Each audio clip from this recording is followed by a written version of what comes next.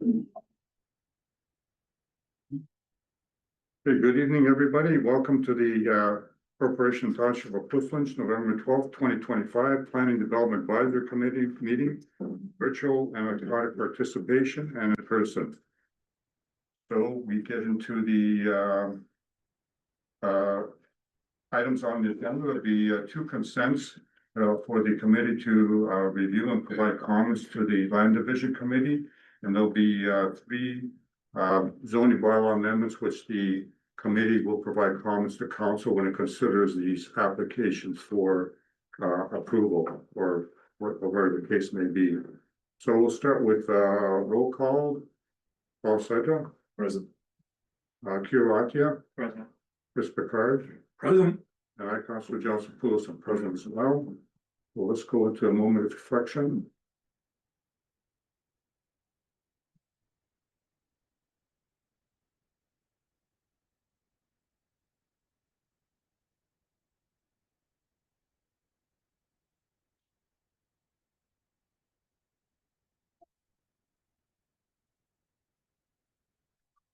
Thank you.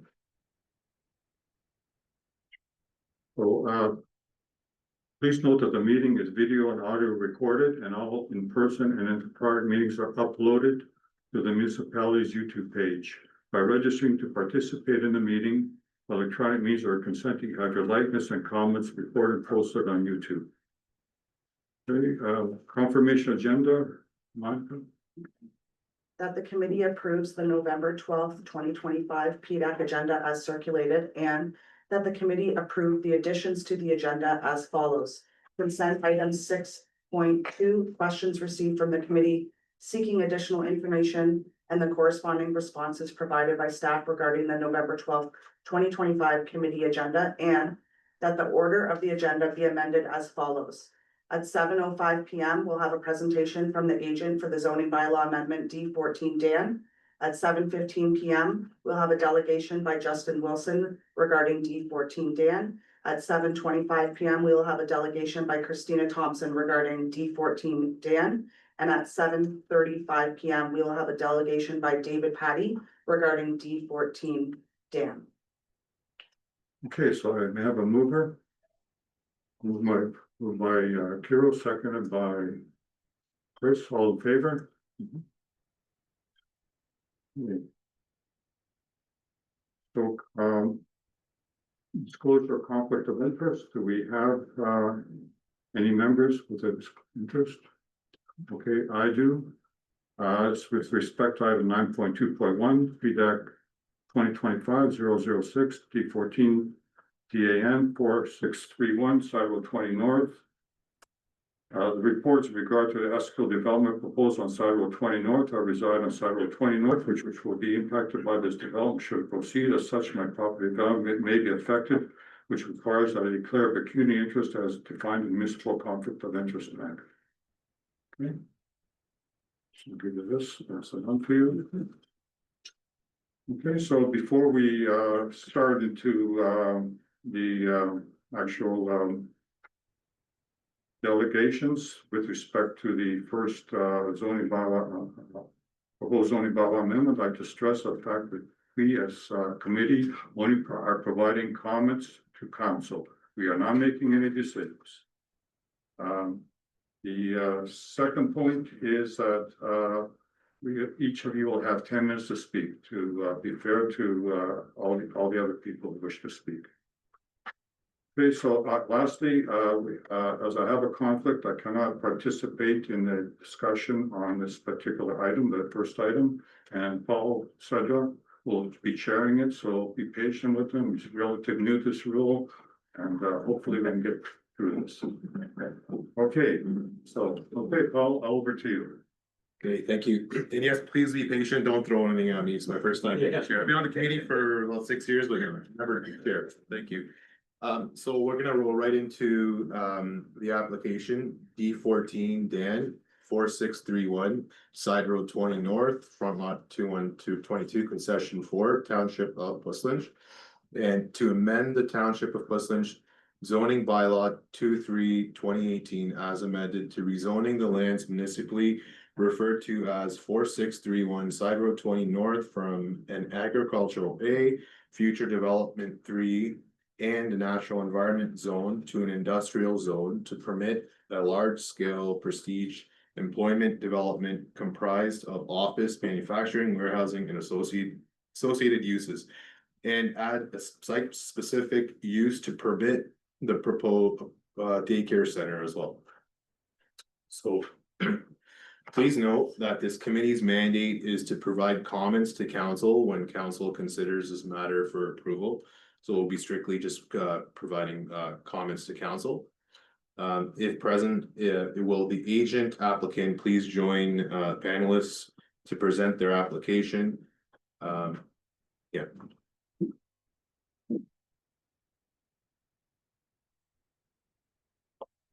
Hi.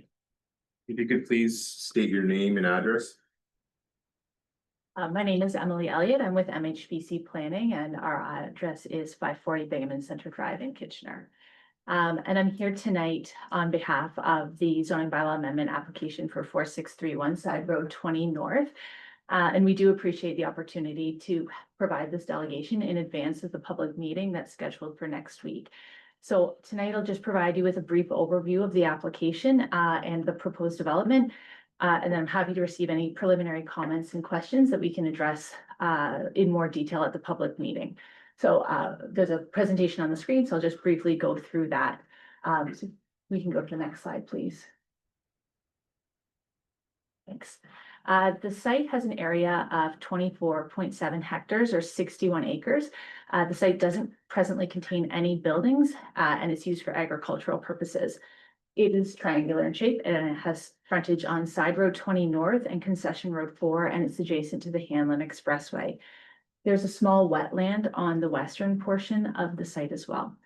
On the opposite side of the Hanlon are lands within the city of Guelph that are currently used for employment purposes that are known as the Hanlon Creek Business Park. Next slide, please. The proposed development is intended to be a prestige employment campus that includes manufacturing, warehousing, office, and other associated uses. All the uses that are proposed are intended to be dry industrial uses, meaning that the uses don't require water supply for their operations. The intent is that the development would employ a range of professionals that include engineering, marketing, accounting, sales, and customer service. And the proposal will result in significant job creation and employment investment in post-lunch. The image on the screen shows the master plan, the full build out of the site, but it's proposed to proceed in phases, with the first phase in blue there as a 2-story industrial building that's intended to serve as the Canadian headquarters for Danby Appliances. The future phases are in yellow and they include additional industrial and employment uses in separate buildings. We're also proposing some complementary uses, including a daycare and a fitness center, as well as amenity space and publicly accessible trails. There will be on-site stormwater management and the protection and enhancement of the existing wetland. And together, the stormwater management facility and the wetland with the on-site amenity space serves as a focal point for the development. And that's the area that's kind of in green at the center of the site. In terms of access, the first phase of the development includes access only from Concession Road 4, not from Side Road 20. And through the processing of these applications, we're considering an approach to phasing to address concerns related to traffic. Next slide, please. The next couple slides have renderings of the proposed development. The first slide that will be on the screen in a moment. Thanks. Shows the phase 1 building that's intended to be the headquarters for Danby. So the principles for this development are to reflect a high degree of architectural design and sustainability while creating this innovative employment campus. This building is planned to be oriented towards the western portion of the property, adjacent to the Hanlon and Concession Road 4, and well set back from Side Road 20. Next slide, please. This slide shows the potential full build out of the site, including the daycare and the gym, as well as the planned future phases. And so you can see that the overall plan includes protection of the natural heritage features, as well as the amenities located central to the site, And those amenities can be enjoyed by the broader community through the publicly accessible daycare, the gym, and walking trails as well. This rendering also shows that the intent to provide significant tree planting alongside Road 20 and Concession Road 4 to serve as a buffer between the adjacent residential development and the proposal. Next slide, please. In order to permit the proposed development, official plan amendment and zoning bylaw amendment applications are required. Currently, the majority of the subject lands are designated secondary agriculture, with the western portion designated rural employment area. That's the little corner that's in purple. The wetland on the site is designated core greenlands. The official plan amendment seeks to redesignate the portion of the lands designated secondary agriculture to a rural employment area designation. The core greenlands designation will remain as is. And the official plan amendment is site specific, and it's outside of the Puslinch by design process, just for clarity. And as I mentioned, we will consider some site specific provisions related to phasing through this process as well. Next slide, please. The zoning bylaw amendment seeks to designate the lands from agriculture and future development zones to an industrial zone with site-specific provisions. The site-specific provisions are intended to refine the list of permitted uses to reflect only those that are proposed for the development.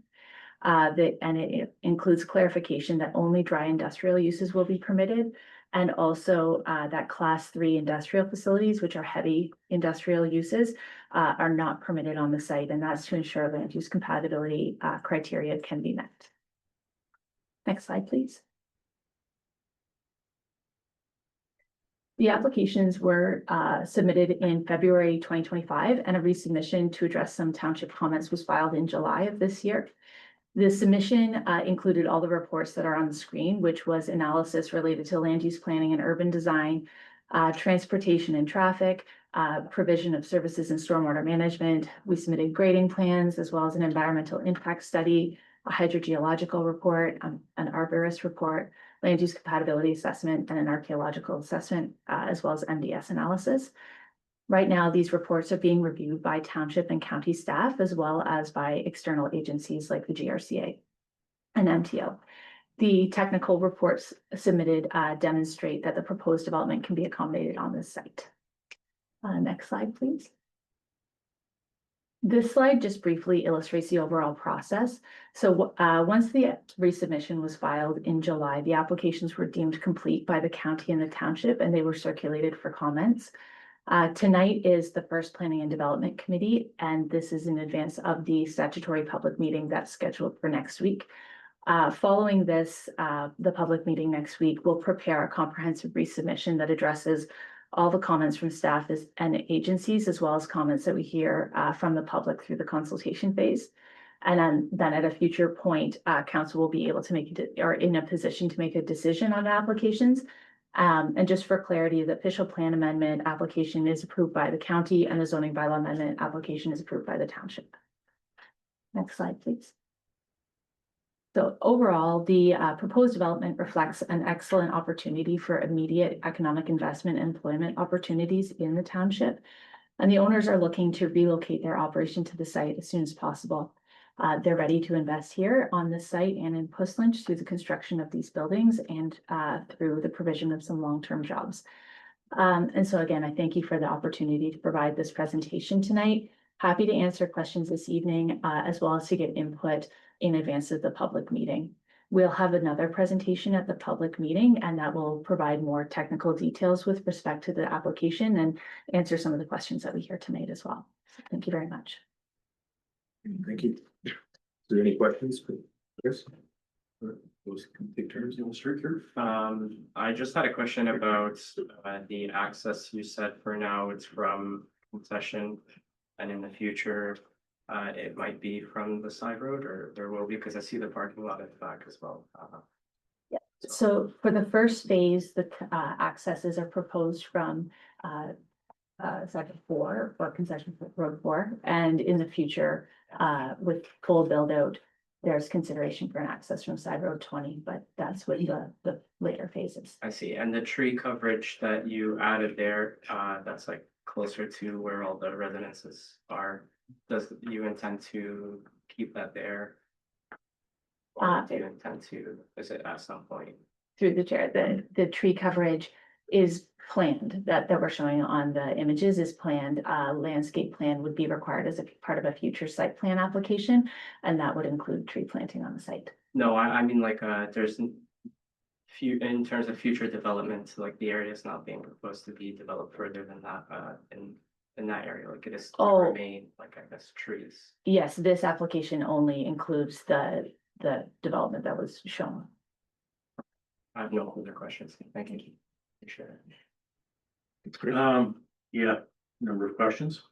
The drawings noted retail, but it was very rarely mentioned in the text. Can you explain more about what the retail is and how that affects the zoning bylaw amendment application? Yeah, through the chair, the retail would be retail that's ancillary to the operations on the site. So for example, if there was wholesale retail associated with an industrial use, so it would be a component of the major employment use on the site. So not a separate retail shop type thing. In terms of how that affects the zoning, there's often caps on ancillary retail through zoning so that it isn't the primary use of the site and the primary use remains as residential. And that's something that we are taking a look at. And then we have to accommodate parking at a retail rate as well as for the component of the building that's used for retail. Following that same line, I couldn't see the retail operation noted in the traffic study. Oh. Perhaps I missed it. There was a lot to read.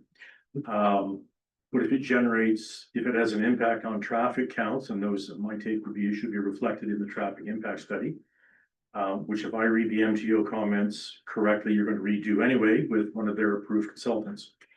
Through the chair, retail is included in both trip generation and parking analysis in the traffic study. So it is there. There will be an update to the TIS as part of the resubmission, but the consultant that prepared the traffic impact study is not going to be changed. We've been working with the MTO. Thank you. I'm gonna jump around a little bit and then I'm gonna come back to roads and traffic, which I think is probably my biggest area of concern. Noise. Trying to understand the report, went through the Valcoustic comments. But if I boiled it down, there's noise generated by the Hanlon right now that is received by the adjacent residences on 20. If I put a big building in the way, that blocks some of the noise, but generates its own noise. Do we know what the difference in noise level is at the points of reception in the adjacent houses? Pre and post construction? I could not work that out. Through the chair, I can provide clarification on that comment at the public meeting. I don't know that information offhand. Okay, thank you. And clearly I'm trying to understand Yeah. what the impact on our fellow Cushlanch residences would be. I did note that there seemed to be gaps in various reports, and I leave that to staff to deal with around hydrogeology and environment and conflicts about how stormwater in the pond, the Greenland coordinate, more than I could drive into. There was a line in one of the reports that talked about industrial waste, liquid waste, I believe it was, being trucked off site. Do we have any idea what that is? Through the chair, that is an advisory comment. There is no use that's being proposed that will generate waste, and we have updated the zoning bylaw, the site-specific zoning bylaw that we're proposing to clearly specify that there are no dry industrial or only dry industrial uses are being proposed. Thank you. That's off one of the boxes. Let me talk about roads and traffic for a few minutes then. Lots of analysis around intersections, traffic counts, and talking about various needs to improve various intersections, primarily by adding asphalt for returning circles. But what was missing for me was any analysis of the width and condition of any of the roads leading to the site. And the reason I raise it is, when I go over that way to go to the waste transfer station, not that frequently, I fully agree, but I would say 90% of the time I encounter a cyclist and or a pedestrian on those roads. So to me, there's a road safety question there. They're also not terribly wide roads, and if I meet oncoming traffic, even in my subcompact, I'm squeezed right to the shoulder on my live lane. Has there been any analysis around that road safety aspect? And the other side of that, of course, is the road construction. Is it up to withstanding the loads that are going to be imposed by the additional traffic, or is the township, meaning the taxpayers, going to bear the burden of road improvements? Through the chair, those are good questions. So there's a few pieces. Once truck traffic routes are known, an analysis related to pavement, I think that's where we started, pavement, whether pavement upgrades are required would be identified, as well as completing that, what they call a swept path analysis, to make sure that the turning radiuses are sufficient for the trucks. So that would be part of a future application, or in response to comments that we hear through the public meeting. In terms of road safety, I can get back to you again at the public meeting, on that. There weren't any upgrades to roads apart from those intersection improvements that were identified. But I can speak to our traffic consultant before the public meeting, and we can include some information on that. And then in terms of who pays for intersection improvements and other road upgrades, if the requirements to upgrade the roads are triggered for the development, then it is part of the development costs. I think I would be encouraging the township to make sure that it's captured, that question is captured in advance. Because I did note that, and this is a good thing, the development is looking at 186 bicycle spots. So looking to encourage bicycle activity and access. But of course, none of us want to see an accident on one of those roads. And if we increase the bike traffic and the road traffic, that likelihood would go up, I suspect. Again, that's a lay opinion.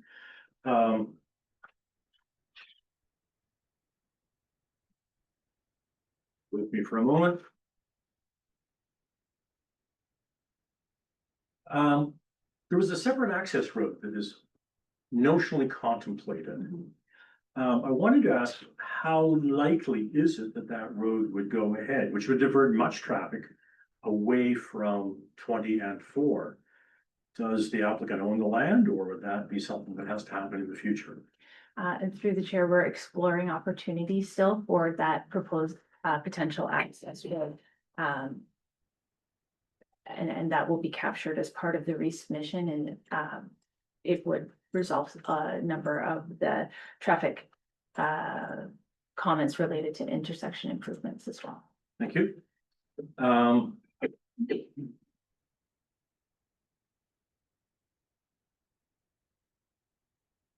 If we look at table 5.2 in the traffic study, I'm a little confused by the table and the text.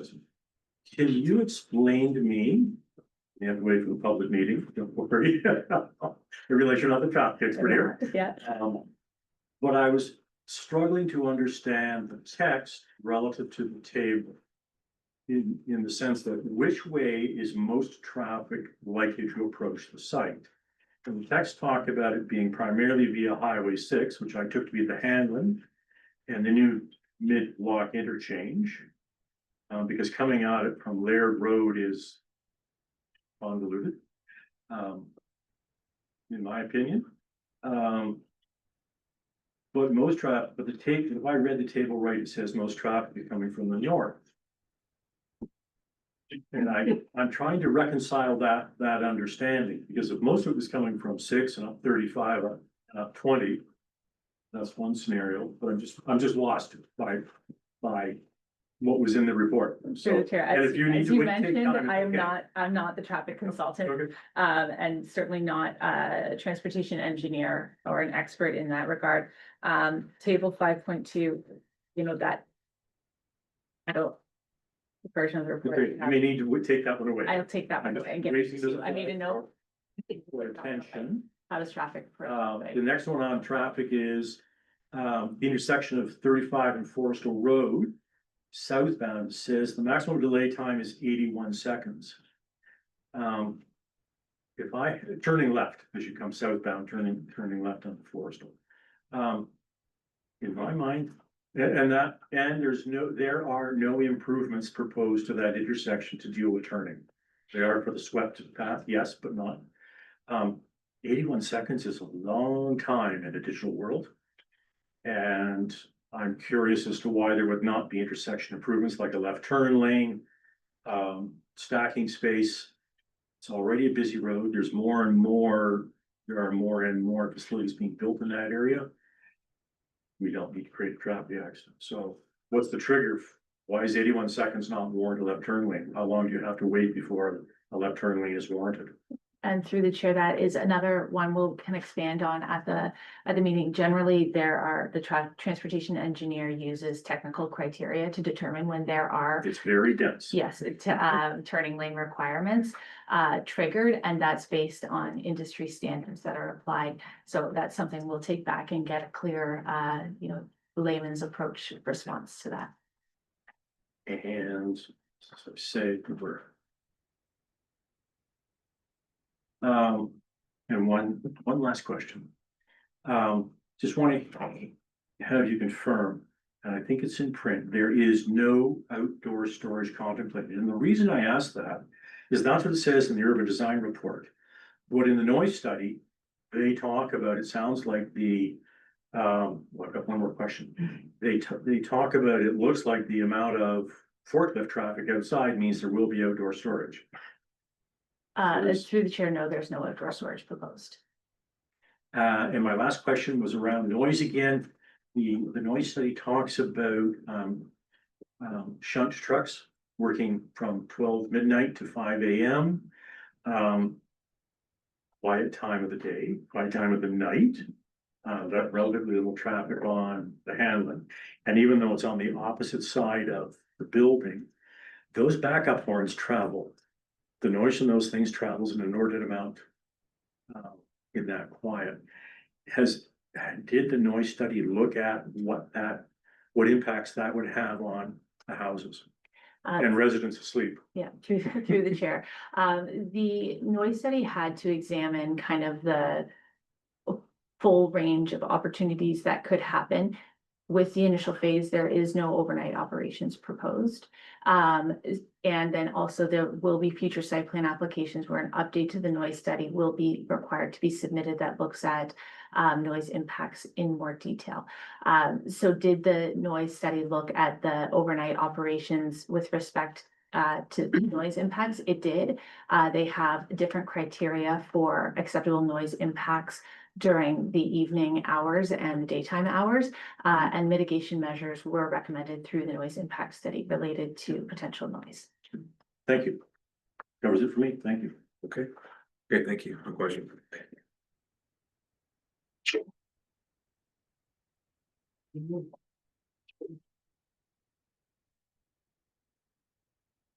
Monica, was there any other agency comments received? No further agency comments outside of what was considered in the agenda. Okay. And so then we'll move into the delegation aspect of it. So you can go ahead and call Yeah. it out. No problem. So the first delegation we have is item 7.1.1 delegation by Justin Wilson. He'd like to approach the bench. Everything I would.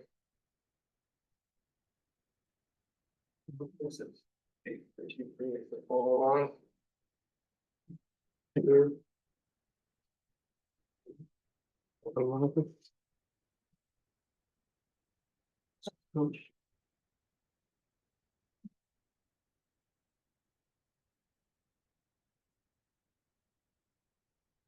With my slides too, so I know what to say next.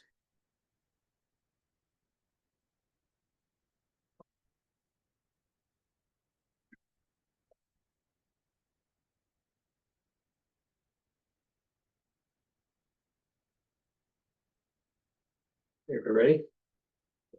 You state your name and address for the record, please. Oh, my name and address. My name is Justin Wilson and I live at 4494 Side Road 20 North. Thank you. Good evening, members of the Planning and Development Committee, township staff, and my fellow residents.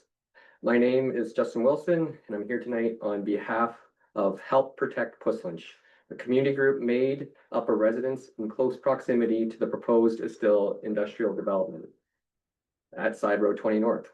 We're here tonight to respectfully ask the committee to comment as a rejection, to comment on this proposed zoning bylaw and official plan amendment. The proposal is not aligned with the county's official plan or the Puslinch by Design study, both of which were developed through thoughtful planning and extensive community input to guide where industrial growth should occur now and into the future. Next slide. I'm going to start off by providing a little background information on this development, something that we just received. Our community first learned about this proposal in December 2022, so it's been a long 3 years, when we received a letter in our mailbox outlining that the developers plan to build a global headquarters of both Danby and Upper Canada Forest on farmland at the corner of Concession 4 and Side Road 20. At that time, Estill's team requested a community infrastructure and housing accelerator order. I call it CHIA for short, but it's to allow them to fast track the rezoning process, putting it in the hands of the province and switching the land from agricultural to industrial use. Following that notice that we received in the mail, residents in the immediate area came together quickly. Within 6 days, we collected 125 signatures from adults living west of the Hanlon and within a 3-kilometer radius of this development, all opposed to development, including 100% of the residents on Side Road 20 North. We also gathered about 100 emails from this signature petition, and this group is the group that closely remains engaged today and is forming part of this Help Protect Puslinch community group that I just spoke towards. So in the following council meeting, occurred on February 2023, so a few months after we received that letter in the mail, Estill's team detailed that they did not want to build somewhere where they were not welcome, and indicated that they would receive permission from the MTO, the Ministry of Transportation, to gain access off the Hanlon Expressway for accessing their development. We also learned that the Estill team had yet to purchase the property. In the same meeting, council unanimously voted not in favor of that CHIA order, a decision that our group was strongly supported because it protected the township's role in planning and community consultation. That's why we're here today. Despite the community concerns, Estill's team purchased the property for nearly 19 million in early 2023. They were unable to gain access directly off the Hanlon Expressway because there was deemed some safety issues from the Ministry of Transportation, and now they're moving through the formal rezoning and official plan amendment process. So the following is what sound planning looks like. I don't know if we're gonna switch the slides. Sorry, we missed one there, but. And then switch again. Okay, and then switch again. Okay, so in late 2023, the township and Wellington County. The slide back. Sorry, one yet. Okay, thank you. In late 2023, the township and Wellington County began a planning study to identify a minimum of 30 hectares of added rural employment lands. The study was referred to Puslinch by Design, and this was a transparent, well-run, and inclusive study that looked at multiple factors such as proximity to other industrial areas, road infrastructure, rural housing clusters, MBS, and protection of environmental features. Early on into the study, we learned from the county planners that Estill himself asked for his lands to be added to this study. So his lands are part of that C section. You'll see at the very north end, that's him asking to be part of this Puslinch by Design study. The study concluded this year in 2025 and identified 3 sites that were suitable for employment. Site D, which is north of the south of the 401. Site G and Site H, which are both straddling Highway 30 or 34, Wellington 34 on the north and south side there. These lands comprise a total net area of roughly 140 hectares. So well surpassing that minimum of 30 hectares that the initial study was looking to find. These new industrial lands will meet the needs of 2051 and beyond. And they also reported that adding other large industrial parcels, such as those owned by the Estill team, would create unnecessary strain on community infrastructure. In particular, our road infrastructure we just were discussing, farmland, and the environment. In addition, language was added to the official plan that no employment traffic could use Side Road 20 North, and no driveway access for employment uses shall be permitted to Side Road 20 North. Something that this current Estill team application completely ignores. Council has already acted on these recommendations by including these designated sites and these important details around traffic flow in the draft official plan, which is closes today for public comment. This is exactly how good planning is meant to work: a comprehensive study, a public process, and a clear framework for growth. So this is where, so next slide, please. This is where the Estills team proposal fails the township. Next slide, please. Thank you. The Estill team proposal directly conflicts with both the official plan and the Puss Lynch by design study, as there is no need and the land use is not compatible. Firstly, the location is not supported by the township's transportation plan. The proposed site does not have direct access to the Hamlin Expressway, as I spoke, and it details over 1,500 daily vehicle and truck trips on our roads. Side Road 20, Concession 4, and surrounding rural roads and intersections were never designed to handle that volume of weight or industrial traffic, as we just spoke towards. The proposed development is not serviced by municipal wastewater or water, as all areas in Puss Lynch. Estill's team development application references the use of approximately 90,000 liters of groundwater and wastewater produced per day, which is incompatible with and inconsistent with the official plan's requirement of dry industrial use. Something that's going to pull 90,000 liters is going to need special permits from the ministry. That's not dry industrial. And it's very concerning towards our local groundwater resources. The site is not designated for industrial use. That's why we're here. It is zoned secondary agriculture, supporting local food production and maintaining the rural character that defines Puss Lynch. Converting it to industrial use would permanently remove 70 acres of productive farmland in an area that contains 500 acres of continuous farmland, as you can see in this photo, on the east and west side of Side Road 20 North. We all see the size of farming equipment, and if we want to ensure profitable cash crop operations, then we need these continuous farmlands. The project would significantly increase noise and light pollution, disrupting the quiet rural setting and wildlife that defines our community, not to mention a provincially protected wetland on the property. And finally, this proposal threatens the fabric of Puss Lynch. Our rural community is close-knit, deeply connected to its landscape and history. Residents here value the peaceful agricultural nature of the area. This is the main reason we live where we do. Industrial development of this scale would irreversibly alter the identity and set a precedent of the next developer to ignore planning studies and to buy the next cheap farmland. Next slide. Just as about 2-3 minutes. Okay, so we wanted to raise our concerns to the entire community to get greater township support. So roughly 4 weeks ago, our community group Help Protect Puss Lynch hosted a community information open house to help the entire township learn about Puss Lynch by design and the importance of responsible growth. Through this process, we collected nearly 300 names and signatures and addresses of residents supporting the rejection of this proposal. And I've added this to the public record as well. One of the main concerns from the community was not to allow developers the opportunity to leapfrog over designated lands, which undermines the township's official plan and rewards developers for bypassing good planning simply because other designated lands are more expensive to purchase. We all want to see Puslinch prosper, but prosperity should come from responsible strategic development, not by sacrificing farmland and rural character for convenience or cost savings.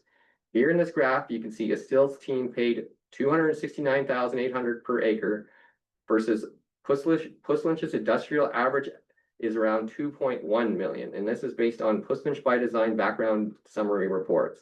Is this really the loophole we want to help Estill team exploit? So we ask this committee, reject the proposed zoning bylaw and official plan amendment. I know that you guys can't really reject, but you can at least support council in making what we think is the right choice. Uphold the official principles of the official plan in Puslinch by Design, which already identified sufficient employment lands to meet the township needs from now to 2051 and beyond, and has deemed the Estill lands unsuitable, and support the integrity of the planning process by directing future industrial development to designated compatible locations. In 2023, council demonstrated strong leadership by rejecting that CHIA order to protect local decision-making. We're asking the community to show the same leadership and speak for the community by rejecting the zoning amendment, ensuring Puslinch future growth remains planned, sustainable, and directed where it's suitable. Thanks for your time and attention. And you can go to the next slide. Thanks. And here's our road, and there's my daughter biking. Alrighty, thank you. Yeah, thanks. So I'll just do a resolution. Here you go, come on. That the delegation by Justin Wilson regarding item 9.2.1 PDAC 2025 006 D14 Dan 4631 Side Road 20 North, front lot 21 to 22, concession 4, Township of Puslinch, is to be received for information. Can I have Chris, second? Second. Alright, Thank you. thank you. Thank you. Good. No question. I didn't know if there's questions. No question. Thanks. Okay, we're gonna move to item 7.1.2, delegation by Christina Thompson regarding PDAC 2025 006 T14 Dan.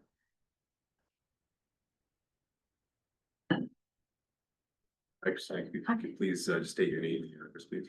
Christina Thompson, and my address is 4632 Side Road 20 North. Okay, great. Go ahead. Okay. Good evening, everyone. My name is Christina. I live at 4632 Side Road 20 North, directly across the road from the proposed Danby development. So I'm here tonight to express my opposition and concerns, and to ask that you reject or recommend council to reject the proposed zoning bylaw and amendment changes. I'm speaking to you from the perspective of a parent and a spouse and a concerned citizen of the province that doesn't like where development is headed. We are all residents of Puslinch, and I'm not just concerned for myself and the surrounding areas, I'm concerned for the entire township. The decision to approve or not approve these changes will set a precedent for similar requests moving forward. So what our neighborhood is dealing with today might be in your neighborhood tomorrow. The Puslinch by Design study provided invaluable information that gave us a clear path to move forward with our expected growth. I encourage you to rely on that information in your decision-making process. If you do, I'm sure you will come to the same conclusion that we do, and that is that this is not the right location for this development. So there are more suitable options where the industrial complex could be built. And I'll go through those right now. So I'm going to talk about the site location, and then I'll talk about my concerns. So the property is surrounded by residential and agriculture, and it's sort of landlocked with the Hamlin Expressway. So future employment lands have been selected on the east side of the Hamlin, just north and south of the 401 and along 34 G and H. So I've highlighted those in yellow. You can see in white the proposed Danby location. And when you take into consideration the mid block and where the new alignment of Highway 6 South is going to go, it just makes sense to put the development where it's already been identified, like options G, H, and D. It doesn't make sense to have it up here. It's totally landlocked and separate. So. A development of this size and scale is simply not compatible at this location with the areas surrounding it. It doesn't fit in with the natural heritage, agriculture, and lifestyle of the local community. We need to be strategic about where we place development in our communities so that we can balance growth while retaining our rural roots. Placing two incompatible land uses next to one another is a failure in planning. So you've seen the images that Mr. still wants to build there. I want to show you what he will destroy by doing so. Side Road 20 North is the perfect example of the rural lifestyle and character that Puslinch and Wellington County are known for. Fresh air, beautiful forests, rolling farmland, and quiet country roads. It's truly a privilege to live here and one that I don't take for granted. If we allowed this to be paved over and developed, we will be taking away what makes us who we are and fundamentally change the area forever. So next slide. This is the intersection of Concession 4 and Side Road 20. I wanted to provide a visual so that you guys can actually see what we're talking about. Next slide. So this is Concession 4 facing east, and this down this road is where the three entranceways would be for the development. Next slide.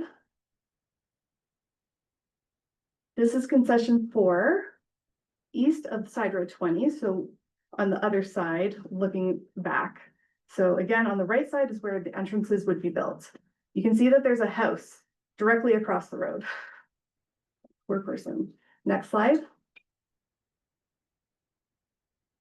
Side Road 20 North, this is facing south. So this is where a lot of the residents live, all along Side Road 20 on the west side. There is complete residential from Forestdale Road down to 34. Next slide. And this is Concession 4 facing west. So this is towards the Donkey Sanctuary and where the land transfer site is, the dump, basically. Next slide. And this is Side Road 20 facing north. So the development would be on the right-hand side. Next slide. This is where I live. You can see it's very close to the proposed development. And it would literally be at my front door. Next slide. This is the view from my front yard. So they want to build a 1 million square foot industrial facility right across the road from me. So imagine how that would look to you. Next slide. Just more of my right in front of my house. That's my husband and my son who enjoys biking on the road, as many of our other residents do. Next slide. This is just to demonstrate, these are driveways, because a lot of them have longer driveways, of all the people that will be directly across from the development. So I'm just demonstrating that it is residential on the other side. Next slide.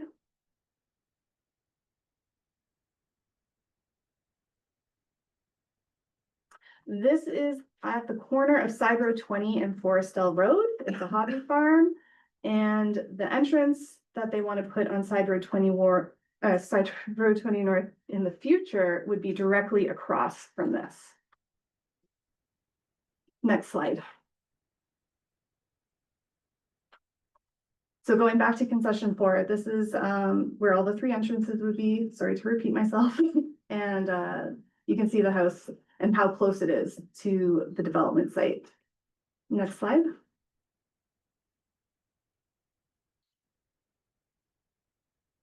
just another angle, so the development would be on the right. You can see all the natural heritage and the beautiful landscape. Next slide.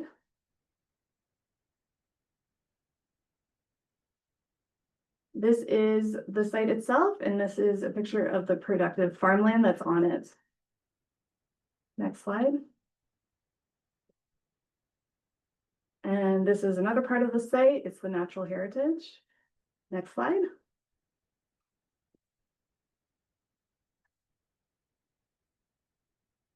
And this is an image of the sensitive wetland that is in the middle of the property. Next slide, please. So my question to you, is this really the place for industry to be? So as I go through my concerns, I ask that you remember these images and envision what they are asking to build here, a 1 million square foot industrial development with 30 bays for transport trucks and its 24-hour shipping and receiving operations. I want you to think about the hundreds of employees commuting to and from work at this site at the same time that our children take the bus to and from school. I want you to imagine the sight, sound, and smell of the heavy transport trucks accelerating and stopping and idling. Okay. So here are my concerns. The industrial classification. Oh, really? Okay. I'm going to skip that. I'm concerned about the health issues, the noise and air pollution and light pollution that this will bring to the community. I'll just end on a personal note. So my husband has Crohn's disease and he is at risk of lung cancer. His mother died of it in 2019.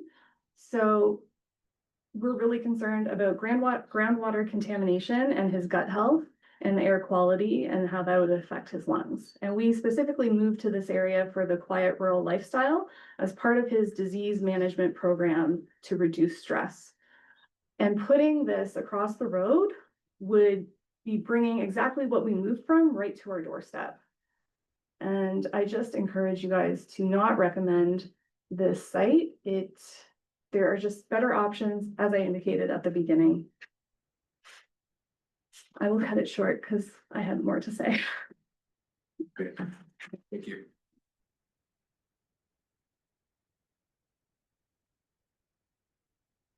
Monica, read the resolution. That the delegation by Christina Thompson regarding item 9.2.1 PDAC 2025 006 D14 Dan 4631 Side Road 20 North Front Lot 21 to 22 concession 4 Township of Puslinch be received for information. Can I have a mover, please? Second. Thank you. You split that up, right? There. Okay, we'll now move to item 7.1.3 delegation by David Cuddy regarding 9.2.1 PDAC 2025 006 D14 Dan. Thank you. David. David Patey. Name and address, please. So Go ahead. I'm David Patey. I live at 6985 Concession 4. I'm here representing the Donkey Sanctuary of Canada, which is at 6981 Concession 4. And I'm really here, a lot has already been covered, so I'm going to change what I have to say. Because this will have a major effect on the Donkey Sanctuary. So let me explain to you the Donkey Sanctuary and how it will affect us. Donkey Sanctuary was started in 1992 by my wife Sandra behind me. And since that time, it's grown with the help of the township. We had a lot of support from council back in the very beginning in the 90s. So 1992, we were helped in many ways. And the sanctuary has grown to the extent that we have 8,000 donors. We'll have over 8,000 visitors this year. Before COVID, we had 17,000 people coming to the sanctuary on an annual basis. The sanctuary has a unique piece of property, and this is one of the things that attracted us to it in the first place, and it's one of the reasons that it's a success. It's not a normal farm. It has wetland at the front, it has rolling hills, it has wonderful forests, and we have 200 acres. This is one of the things that attracts the people. They come from all over. We have not many from the States now, we used to. But we have people come from everywhere to see us. There's not many successful animal sanctuaries in Canada. The donkey sanctuary is one of the few. We have rescued over 300 donkeys and they have come to our site. We have up to 115 donkeys, mules and hinnies on that property. We have 80 on farms across the province. We are one of the very few places left where children can come by bus and see a country setting and interact with animals. There's very few. The GRC is working hard to do that at their nature center. I don't know of many others. We work with all kinds of local groups. We happen to be really well positioned, and the position of the donkey sanctuary, where it is, has been crucial. We're near Highway 6 and the 401. We're just south of Guelph. We're near Cambridge. And we have the University of Guelph, OBC, and Equine Guelph as our neighbors. And this has been crucial. The result of that has been that we have lots of people coming to see us. We have support from all over. We have rescued donkeys from right across Canada. They've come from Vancouver Island, they've come from Nova Scotia, and we've gone south to North Carolina. The donkey sanctuary has tried to develop the highest standards possible in animal care and animal welfare. And it was recognized recently by the Global Federation of Animal Sanctuaries, and it was the Sanctuary of the Year in 2023. That is quite a recognition. And this is in Pushlinch. And it's come about because of this unique situation we have. We have a property that attracts people. We have 115 donkeys, or up to 115 donkeys, mules, and hinnies on the site. And now our challenge is how to feed them.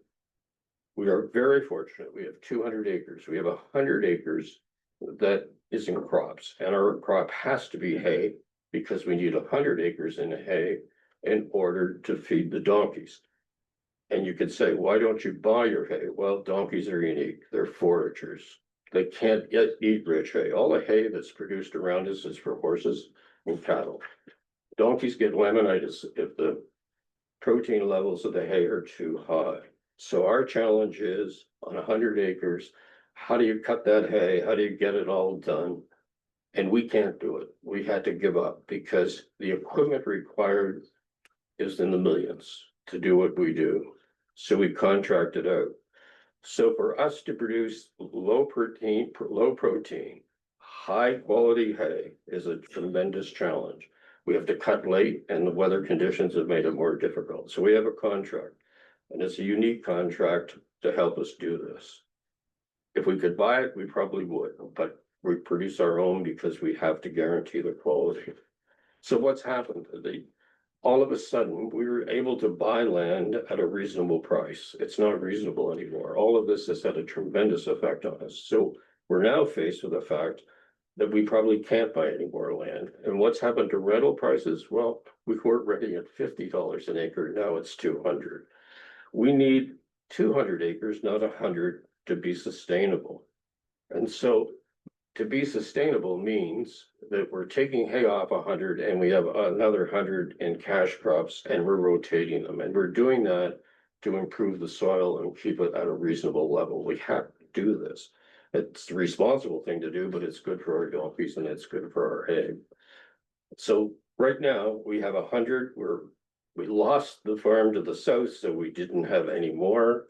Our contract was in doubt, and luckily we have so many small farmers going out of business. We've had 5 around us with 100 acres that are not farming anymore. And one of them, luckily for us, decided to retire and nobody wanted to take over, and that freed up 40 acres for us.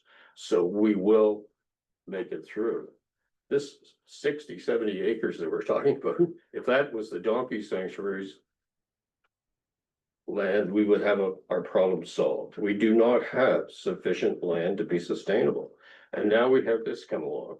And what would happen to us? I mean, I'm really here to talk about the roads and agriculture. I mean, how could we have a concession for the kind of truck traffic they're talking about? I have no idea. I'm here saying the only way it could work is you go down through the farm directly south on, to the east of 20. And if you do that, then the impact on agriculture is horrible. That's why Bushlands by Design didn't want to even look at this, because there's no acceptable roads. I don't know how you could bring, if you brought concession 4 up to the standards they're talking about, which I don't see it. I mean, I just can't envision that. The damage to the sanctuary would be enormous. I mean, the traffic they're talking about, I don't know. Our special place, I'm pretty sure would be hurt. The sanctuary made a major decision in 2021 based on the master plans of everything remaining rural and agricultural in our area. And they spent $3 million to upgrade our barns and put in a training center. We bring in animals that are sometimes feral, and we need a special training center to be able to handle these animals. And these are the commitments that we've made. And this is a unique piece of property. It's not replaceable. And now that we've spent the $3 million, we can't up and leave. We're there. So something like this to us is devastating. We are scared stiff about that kind of septic system. We can't imagine a septic system in our neighborhood with that number of people. It's scary. What we have to do with our manure management and what we do to do all these things to protect the aquifer is extensive.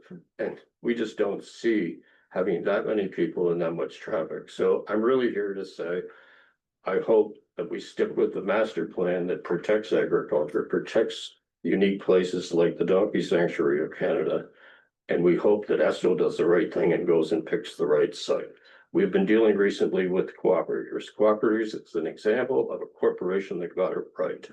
They put their head office not much further away than this property, just into the Hanlon Business Park.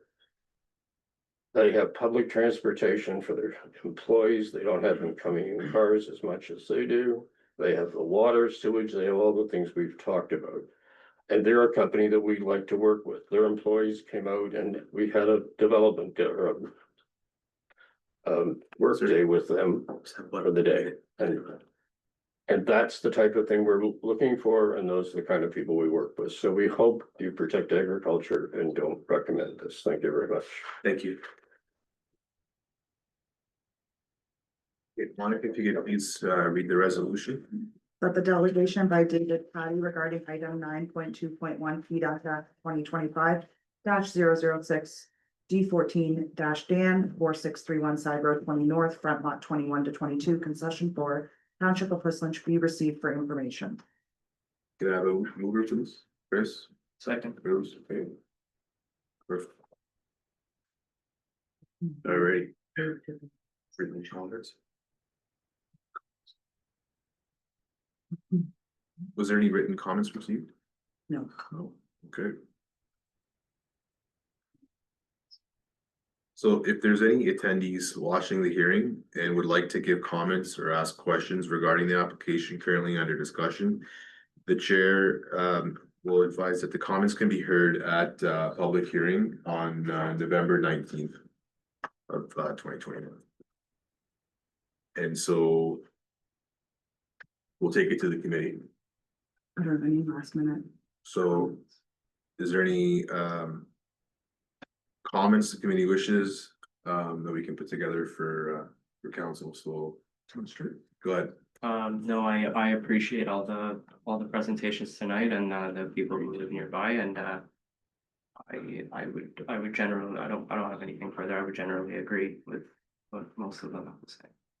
What would we, I guess, we have to provide comments to council. I do believe that there is a concern with traffic and with the roads being very narrow. And I do think there's a big concern with the area not being serviced as well. Like municipal services. I think it would draw a lot from the residents in the area to maybe install larger wells. I think it would be more suited to pick a position that's a place that's already serviced municipally. Yeah. Chris. We can take comments, then we'll put it together. Yeah, we'll put it together. So following the questions I was asking, the agent, I think, as my colleague says, my big concern is really around traffic and roads. The resubmission is, in my mind, a significant improvement over what I saw in the first submission, which it's quite daunting. But pushing the development up against the highway, not unlike the cooperators, makes sense to me. Having lots of buffer space to the residents makes sense to me. What the traffic question on those roads, I don't think has been satisfactorily answered, not nearly. Those are relatively narrow roads as my observation when I traveled them. I think based on my read of the material, there are outstanding questions around environmental areas and stormwater management, hydrogeology that have not been nearly satisfactorily solved, that they need to do before that I would hope would be a condition that council would impose if they decided to endorse this. And lastly, I think there really needs to be an explanation about why here and why not the push by design lands. Okay, This is a okay, so big jump. if we can. I agree with that last comment as well, yeah. Summarize a few of the main points. The first one, Monica, was with regards to traffic. A lot more due diligence required into that, and there's some concern from us on that part. Secondly, Chris, you mentioned hydrological study. There are reading the comments from the township's consultants, there are outstanding issues, contradictions, conflicts between stormwater management, groundwater, wetland protection. Far more complex than I was certainly going to drive into as a committee member, but obviously staff and consultants have done a thorough job, and those really need to be answered much more thoroughly. Low groundwater concern is certainly significant. And the third point, which would be on point with regards to why there, why not within the plan that we've. Yes, the push is by design lands, yes.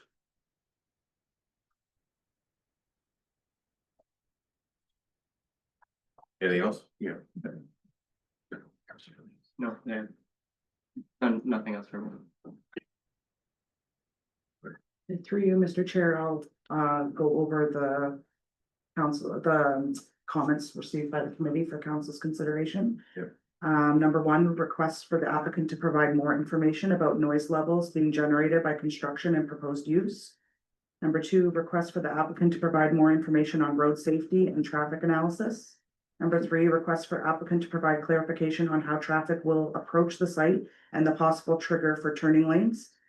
Number four, the committee requests more clarification on stormwater management, groundwater, and wetland protection concerns. And lastly, the committee requests why this property is being considered and not the Porcelain by design lands. Yeah, can we just add in maybe on some of the earlier points for traffic and study, enhanced due diligence, because that just kind of, it'll portray that we want a little more of a deep dive into all those matters. Mhm.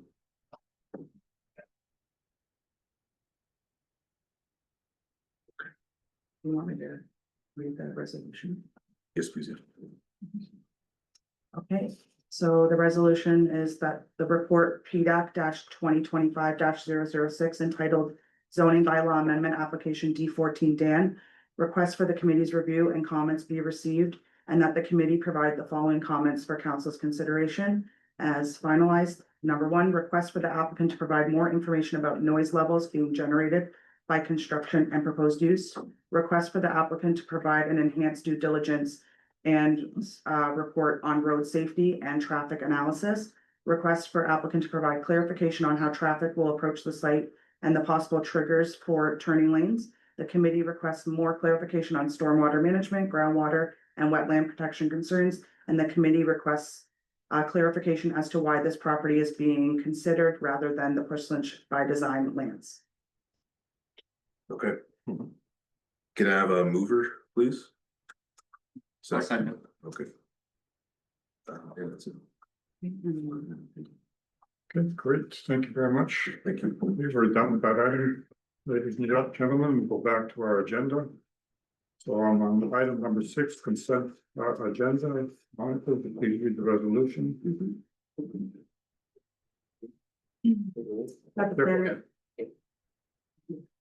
That the Planning and Development Advisory Committee approves the minutes from the meeting held on October 14th, 2025. Thank you, Lisa, and second, moved by Paul, second by. Good, thank you, all in favor? Vote for it, please. Yeah. All right, so we 7.2 general interest items, we have none. Notice of public meetings, hearings, and notice is provided. We'll move into the report dealing with the land division. So we'll start with the first one. 9.1.1 P 72-25. Chartrand, Michael and Victoria.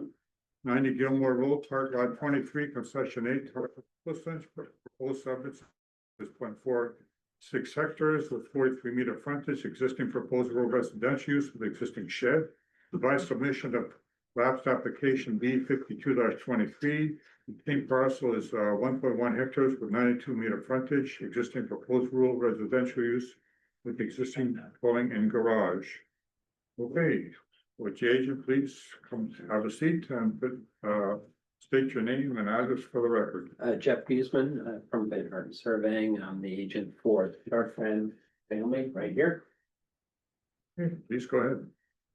This property, is on Gilmore Road. It was actually approved for a severance, a couple of years ago. There was a bit of misunderstanding and miscommunication when the process went through between previously that it was pretty critical that this building be saved. So to make that, they did not finish the application because if they were to finish it, that building would have had to been removed. So here they would like to could have the severance, but a slightly different configuration that was approved in the past. You can see a dashed line here to show where it was originally approved. We're proposing one that's this dark line.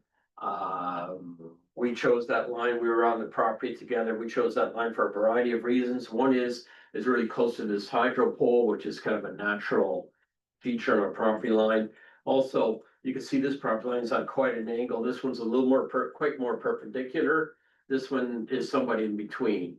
The main point of the configuration we picked was that we have ample room for a driveway to go around between this building and this property to a proposed house in the back and the septic in the back. So otherwise, fundamentally, it's the same kind of severance. If you drove down the road, you wouldn't know the difference. That was approved previously. So happy to answer any questions. Okay, Glenn, were there any agency comments received that are not included in the report? No. Okay, and were there any registrants rather received to speak? No. And likewise, were there any written comments received that were not included with the report package? No. Okay, thank you. All right, so any attendees watching this presentation would like to give comments or have questions regarding the application? This will be heard at the Land Division Committee meeting. Do we have a date? I believe December. Okay, it's either December 11th or 12th. And require clarification, please contact lining at Pustols.ca. Okay, let's go around the table for questions or comments of the applicant. Start with you, Paul. No questions or comments, thank you. Okay, Kiro. No questions or comments, thanks. Oh, or Chris, I mean. No, nothing from me, thank you. Sorry, quick question. Why keeping the shed? It's quite a building and they use it quite a bit. It's quite a nice building, and it's a good structure. I did take pictures, but I didn't bring them with me, so to show you what they're like, what it's like, but it's a really good building. That's the main motive. May I add a comment? Yeah, maybe you can help me answer that question. Okay, we also use it, we have 3 children and we homeschool our children in that facility. So that's why we are looking to keep that structure. Okay, good, thank you. Okay, we'll go to the, recommendation, committee members have read the recommendation, are there any new, comments we wish to pass on to the county? No. Well. Okay, all right, so let's, we can read the resolution. That the committee supports severance application B 72-25, subject to the conditions that were outlined in the agenda. There were no additional recommendations made. Okay, I'll move her, Carol, I'll move it. second by Chris, all in favor. Sure. Great, thank you. Thank you, committee. Thank Okay, let's go on to the next one. Okay.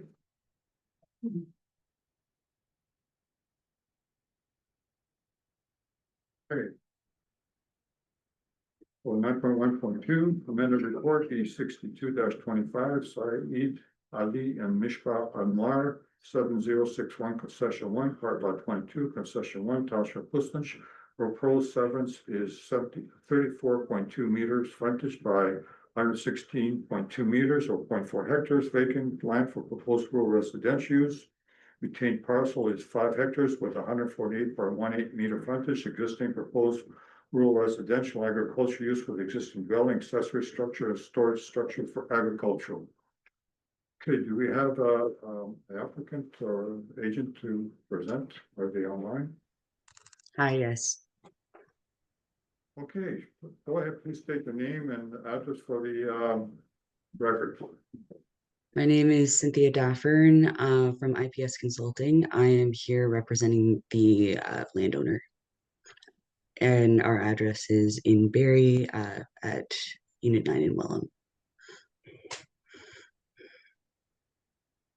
Okay, so please present the application. Okay. The concept here is to sever one residential lot along concession 1, sort of matching the existing residential land use pattern that is sort of to the east of the site here. The landowner intends to use the lands retained as existing, which is as rural crop farming with no animals on site. I know that there was a conversation previously about MDS measurements. There was at one point a chicken coop on site, just a wire structure. It's since been removed. And we're hoping to sever those lands. Okay, Michael, were there any agency comments received other than what we've seen so far? No, general package. Not any additional that are outside of the. Great, and were there any registrants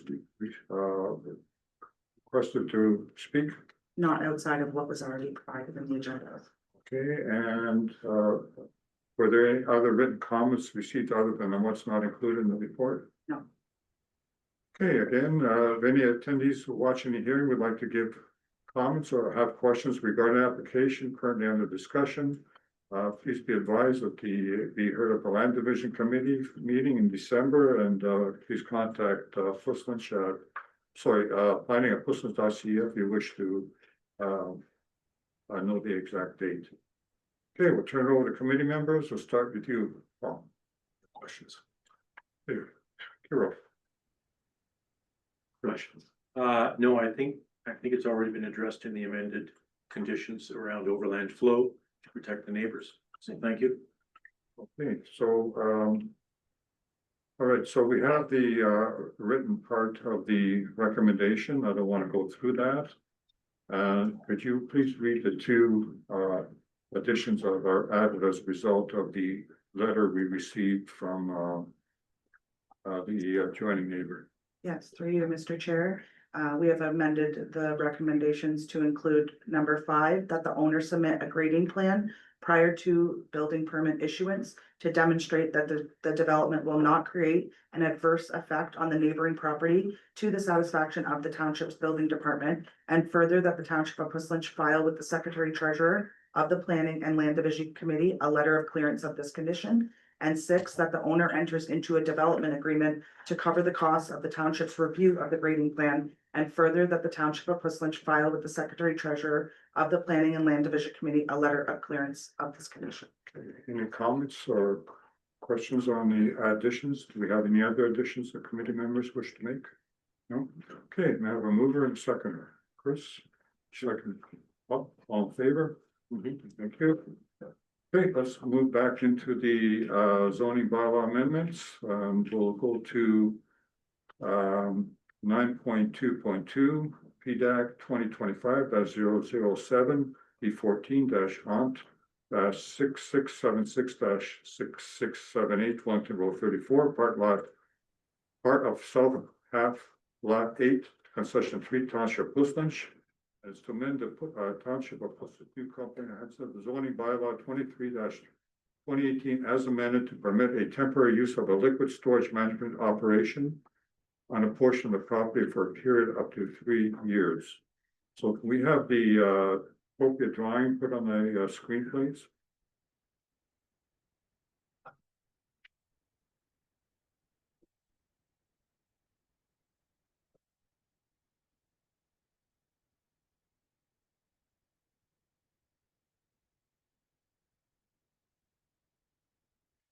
I imagine it's a presentation, so again, I just want to reiterate that the committee's mandate is only to provide comments to council when council considers this matter for approval. So let's ask the agent or applicant to please come forward and present their application.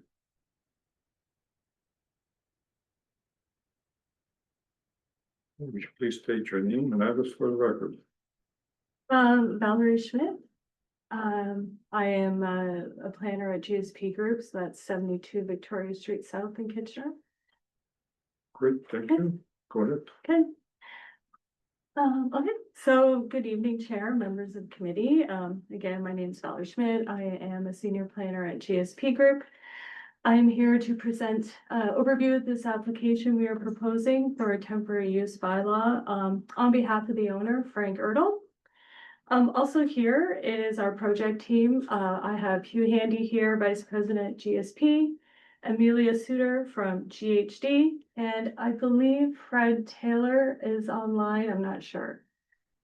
He would be an engineer with GHD. If he's online, I'm not sure. He was remote, so he may or may not be online. But like I said, I'm just going to give a quick overview of our proposed application, and afterwards, me and the team are here to answer any questions that you might have as well. So if we could have the next slide.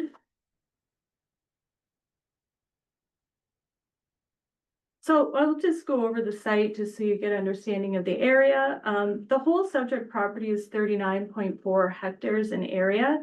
It does have frontage onto Wellington Road 34. The northern part of the property is licensed under the Aggregate Resource Act for a gravel pit. Within the property, we are proposing the temporary use of a liquid soil management on a portion of the property that we're going to term the site. So that area in yellow is what we're talking about, where the temporary use bylaw would be applied. And we're just going to refer to that as the site. That area is approximately 2.9 hectares, and it's situated centrally to the site. It's accessible with a shared driveway with the adjacent landowner. As you can see on the aerial, surrounding land uses include an adjacent aggregate pit just to the west, agricultural and rural lands, and then some environmentally protected lands to the east. Just a note that most recently back in 2024, the owner has been issued a waste ECA, which is an environmental compliance approval from the MECP for the proposed use. They also obtained a ECA for the associated noise, air and noise as it relates to the proposed use. And we'll chat about that a little further in the presentation. If I could have the next slide.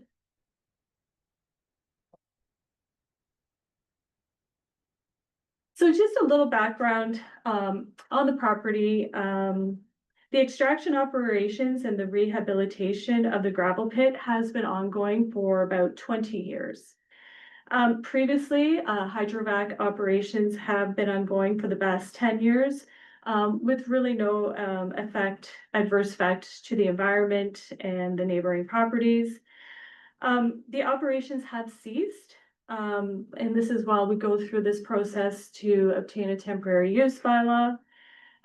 We can say that over the past 10 years, soil, groundwater, and surface water monitoring have been ongoing on the site.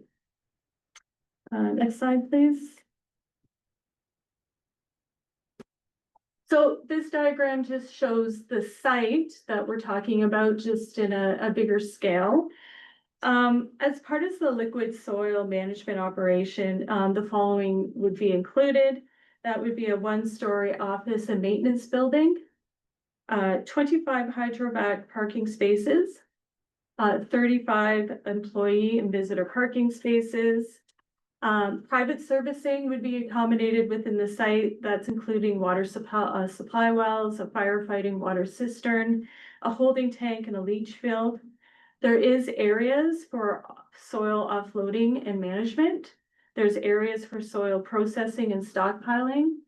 In there is a temporary pond and a drainage swale that leads to an existing stormwater management pond, as well as there's an area for soil screening all within the site that we're discussing tonight. Next slide, please. Just respect to land use designations, the property is designated secondary agricultural and green lands in the county official plan. The northern part is located within the mineral aggregate resource overlay, and it's further identified as a licensed aggregate operation.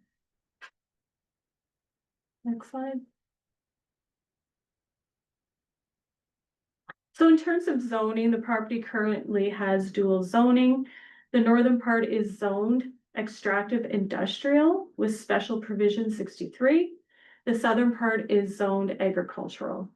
The site that we're talking about today is contained within the area that is zoned extractive industrial. However, liquid soil management is not listed as permitted use in this zone. This is why we're here tonight, or going through the process of requesting a temporary use bylaw for the site. Next slide. So as discussed before, two ECAs have been approved for or issued for the site. The waste ECA was issued by the MECP on October 10th, 2024. So this ECA ensures comprehensive soil, surface water, and groundwater sampling, monitoring, reporting, and contingency programs. Next slide. The second ECA that was issued is respect to air and noise. That governs all the air and noise emissions from the equipment and operations and processing soil. The ECA provides for acoustic monitoring, dust control, and equipment maintenance, and to provide ongoing demonstrations of compliance. Next slide. This slide, I just wanted to take a moment just to maybe discuss the whole relationship and compatibility between the licensed aggregate pit and the proposed liquid soil management. You can see in the first diagram, it all just starts with a construction program, project. This could be an everyday construction or infrastructure project in your front yard. This is from public and private sectors. So the process is, at the construction site, they would have some excess soil. That aggregate and soil generated from the construction site is transferred to a liquid soil management site for temporary storage. The soil is then dewatered, it's tested and transferred. So as part of the operation, there's ongoing quarterly monitoring of groundwater wells and weekly sampling of the stormwater management pond. And this is all stipulated within the approved ECA for the site. So soil for reuse is directly used for the rehabilitation of the on-site gravel pit. Clean water is then recycled. So the ultimate goal is to return that northern property back to agriculture. This can be achieved a lot faster when clean soil is readily available on the site. Otherwise, sources for clean soil must be sought out in another area and trucked into the site. This is also the basis for our temporary use being sought out. Once the pit is rehabilitated, this use would no longer be required. Next slide, please. So as part of this whole rezoning application or temporary use rezoning, we completed numerous studies and reports, and it included, site servicing reports, stormwater management reports, operation and design reports, environmental impact assessment, hydrogeological assessment, acoustic assessment report, emission summary and dispersion modeling report, and traffic operations assessment. I may be missing a few as well. So all these reports have been reviewed during the recent circulation. Comments were just provided to us just over a week ago. So our consultant team is currently preparing our responses, and we do feel confident that comments can be addressed accordingly. Next slide. There's certain reasons why this site is desirable for the proposed use. The main reason is the closeness to the gravel pit that's being rehabilitated. It's also the size of the lot. As mentioned earlier, 2.9 hectares is an area required to operate the proposed use. What's also great about this site is that there's natural buffering around the site, especially from Wellington Road 34. That is a picture there, the entrance to the site. You can see from there, you can't even tell that there's any sort of, industrial use happening in the back. Having frontage onto Wellington Road 34 is a great road connection to the greater roads, including Highway 401. There's also an existing approved haul route that can be used. So there's a lot of desirable features about this site that makes it a good location for the proposed use. Next slide. So just to summarize, we are requesting a temporary use for liquid soil management on the site. We do believe the use is appropriate given no adverse effects have occurred previously. Now that the ECAs have been issued for the waste, the noise, and the air. The technical reports have demonstrated protection for the natural environment, as well as ground and surface water with ongoing management, protection, and monitoring programs. This type of use is around in other jurisdictions. There's examples in Ottawa and Welland that these uses have occurred before. We just want to thank you for letting us make a presentation tonight. And as I said, I have a team of people here that can help answer any questions that you may have. Thank you. Hey, Monica, were there any agency comments received on what we have? No, Hey, likewise, are there any registrants who have requested to speak? no. Okay, and were there any written comments received from the public other than that those are? No. Okay, and are there any attendees watching the hearing and would like to give comments or ask questions? These comments can be heard at a public meeting as scheduled for November 20th, I believe. Yes. Okay, thank you. Okay, let's go around the table. I'll start with you, Paul. Questions of the speaker? No questions right now. No questions, thank you. The one that stood out for me, I think, just trying to find it, my apologies, I couldn't, was around hydrogeology. And I think the recommendation from the township's consultant was not to accept the application, not to endorse the change.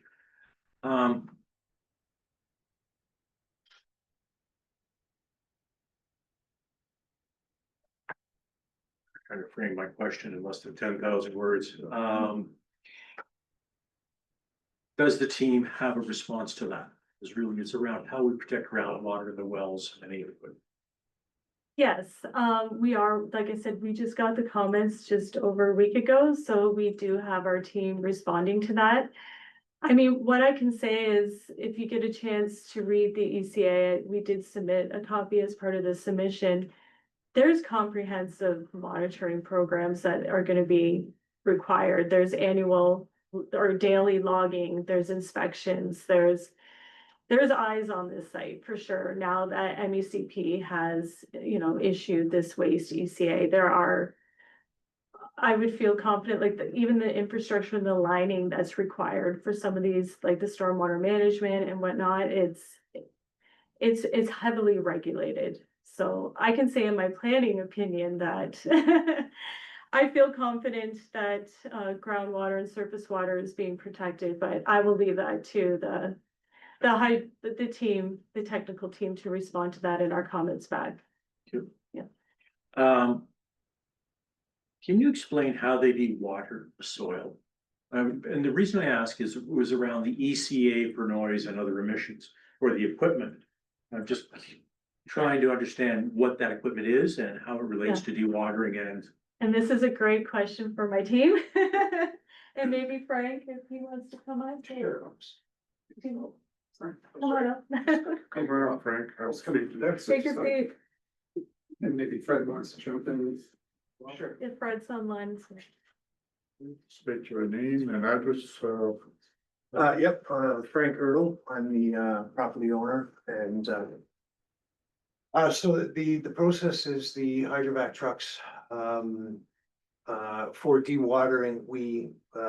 We've got an area on the property where the trucks come in, offload the soil and water. The water drains off of the soil, so the solids stay in one area. The water goes down a trough to a holding pond. So the idea is that the trough, the holding pond are lined with impermeable clay, so nothing can leach into the ground, as well as the holding pond, as well as got impermeable clay. That water is tested for any sort of exceedances or anything like that. And that's it's gravity is basically how it is. And then we take that soil, and the soil is tested. And then we separate the soil, the aggregate from the topsoil to the sand, and then reuse for rehabilitation. So what equipment does the other ECA apply to? Well, the air and noise ECA pertains to air, dust, noise of the equipment. All right, so Yeah. surface generated dust. Thank you. Right, Okay. right, similar to any sort of quarry equipment. And then what happens with any unclean water? You talked about the clean water being reused on site, but that Yes. triggered the question of, is there unclean water? Well, if there are any exceedances in the water that's offloaded, that is taken off-site and disposed at a facility. That will, such as Clean Harbors or Penn Environmental, anywhere that will take that. Thank you, that's it for me. just a couple of questions, just follow up on Chris's comment.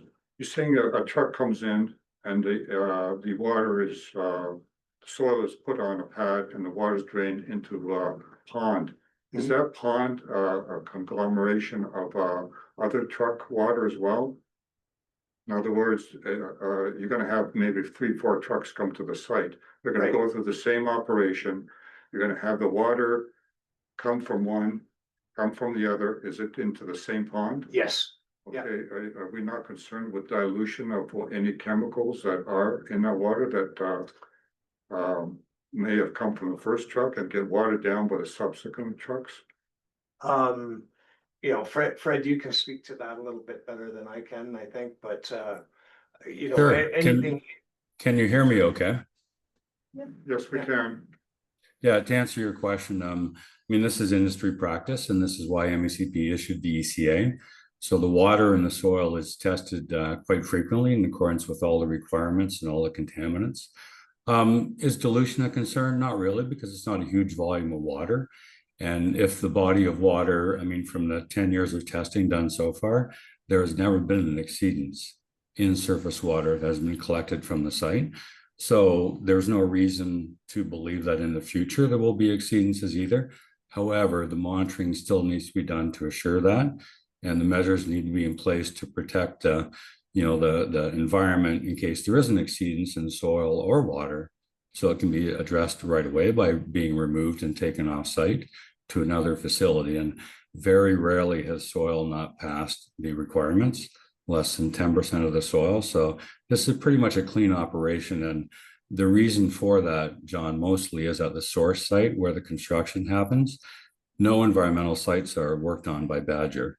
If there's an odor, stained soil, they don't bring the soil back to the site. They bring it to a disposal facility directly.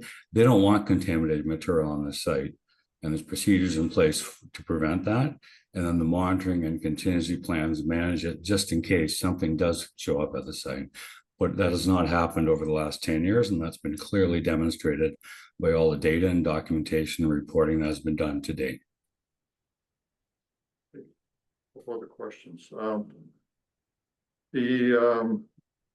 One of the report deals with the soil analyses.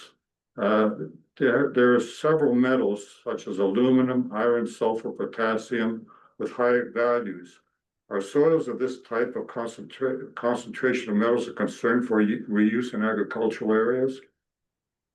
No, the soil meets the agricultural criteria, and it is allowed by the licensed aggregate pit license for the site to be placed onto the site for metals and other contaminants. That as long as it passes those criteria, it's allowed for reuse, and the license specifically allows that. Next question, our planning consultant Netherly had a letter November 3rd that talks about the application doesn't properly address how the natural heritage policies and the Paris Gulf marine policies are adhered to. I assume you're going to be responding to that. Mhm. Likewise, how the temporary use aligns with the county's official plans for temporary use bylaws. Yes. Okay. Let's get into a couple other questions. The trucks, you mentioned that they deposit the soil. Everything gets washed down. What happens to the truck that's dirty? How do you clean that, and where do you clean that? The trucks are washed on site. Same location? In the same location as where the soil is offloaded. Are the trucks maintained on site? We do some maintenance on site, yes, Whereabouts? in the maintenance building. Okay, you made a comment previously, Valerie, that this is similar to what's done in, I believe you mentioned Welland and Ottawa. When I looked at the Badger sites around the province, they were all in industrial areas, save two locations, Queensville and London. I really have difficulty accepting why this can't be an industrial location near to a large city which generates most of this waste. Can you respond to that? Yeah, the Ottawa site is also an aggregate license pit. It's almost identical to the Badger site in Pushlanch. There's no difference in the permitting and the processing and the way they go about things, and it's identical to what Frank's operation is on this site. So, some sites are like this one, John. There's few, but there's some that are like this one. Well, okay, I'm not aware of too many. Most of them, Hamilton, Sarnia, Holland Marsh, Oshawa, North York, Burlington, Carp, they're all on industrial sites.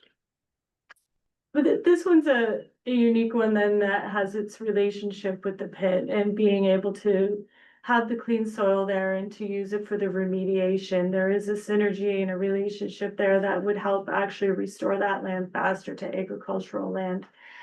It also, like I said, it's nicely buffered. I look at some of, we've been following the employment designed by Pushlanch, the employment lands, and some of those are in gateways to the country, to the city, right? And they're along major routes and, you know, there's urban design guidelines and it's hard to find that industrial property that wants, I'm gonna say, an unpleasant looking development. Everybody wants maybe the nice commercial buildings and office buildings that look nice, but the site that is here, you can't even see it from the road. It's nicely buffered. It's the right size and finding industrial land, quite frankly, in Push Lynch, I know Frank's been trying. It's difficult. It's difficult to find that, and they would love to keep this business in this township. And I'm sorry, let me interrupt. Yeah. You know, at the end of the day, rehab has to occur. So you're either driving dump trucks in to bring fill in, which you're encountering the same issues that we would encounter, or you're bringing hydrovac in. Hydrovac is bringing in soil, a dump truck is bringing in soil. It's the same operation. There's aside from drying the soil, there is no difference in the way a pit gets rehabbed. So, you know, bringing in soil with a dump truck, it still has to be tested. There's still possibility of contamination. You know, bringing soil in with a hydrovac. Again, the only difference is you're drying the soil, processing the soil. We bring it in with the dump truck, the soil still has to be processed in order for rehab. You bring it in with a hydrovac, it still has to be processed for rehab. A hydrovac is a triaxle dump truck with a hose on it.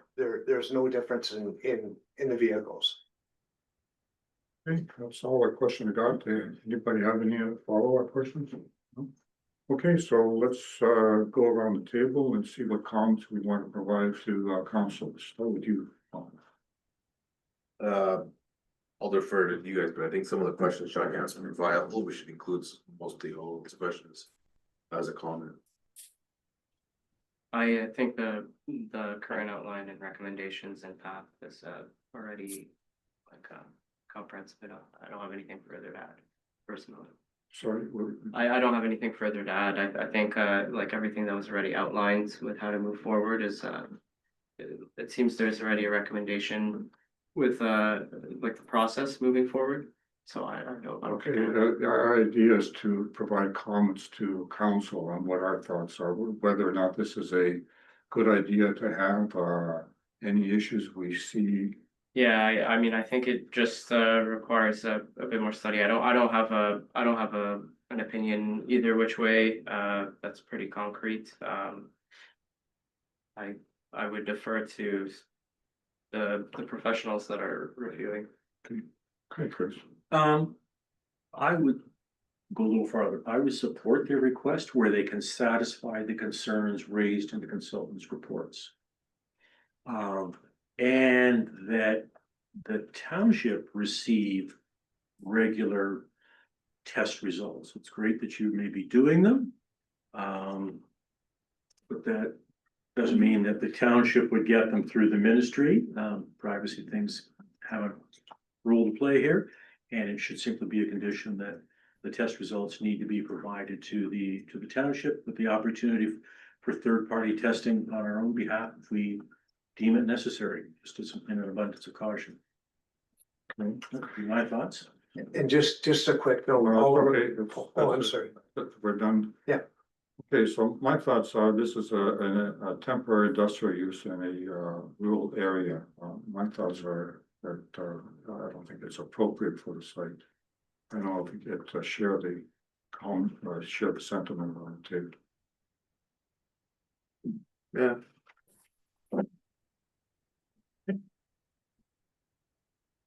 Yeah, I would agree. I think it's a good point with the aggregate coming in either way.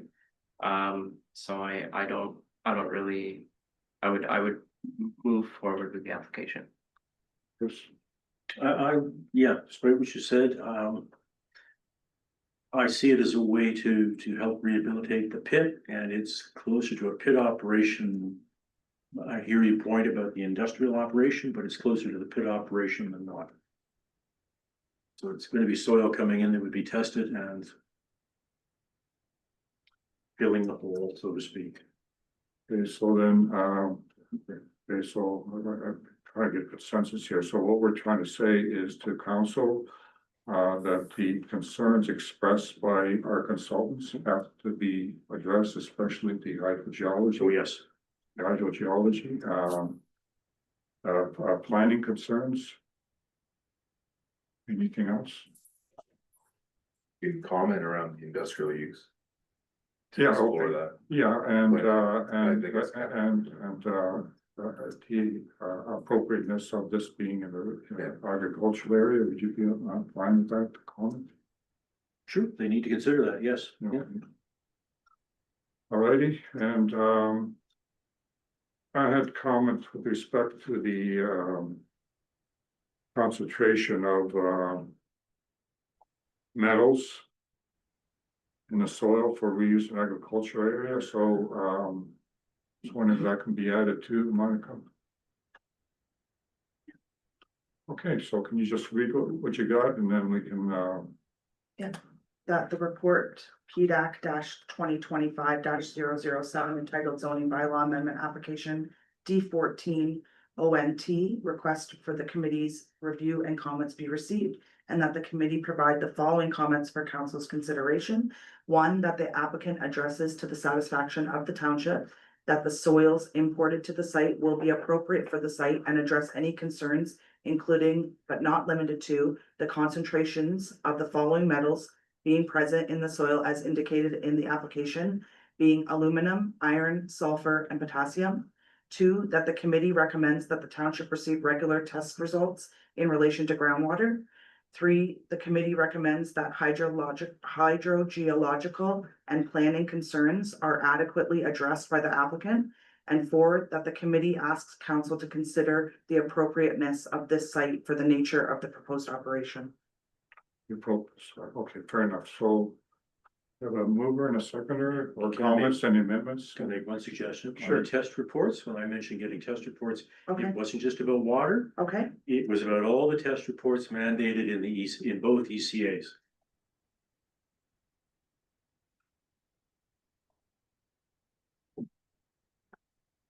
okay. That's been amended.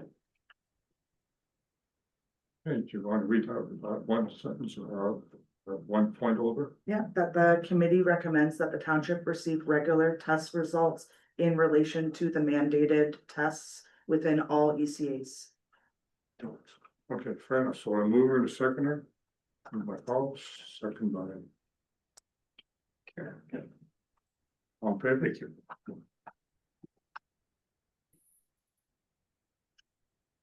Okay, thank you very much. We'll move into the next. Thank you. Application. Thanks, guys.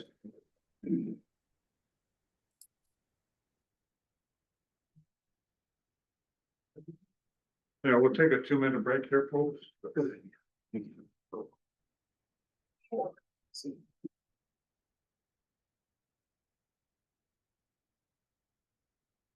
Christina, the mic. Okay, we're back to our Planning Development Advisory Committee meeting. We're on to item 9.2.3, PDAC 2025-008 D14 DAA 7456 McLean Road West and 197 Brock Road South, rear part lot 25, concession 7, Township Puslinch, to amend the Township of Puslinch New Comprehensive Zoning Bylaw 23-2018 as amended to rezone the lands from a special provision industrial IND SP 54 zone and holding industrial IND H5 zone to site specific highway commercial HCSP XXX zone. Okay, so do we have the applicant here? Yes, Arlene Beaumont. I'm with Outred and Associates. We are the agents for the owners of the subject property. Our office address is 2140 Winston Park Drive, Suite 26, and that's in Oakville. Great, thank you. So would you please present your application? Yes, I have a site plan to share with you if I might. Is that possible, Justine?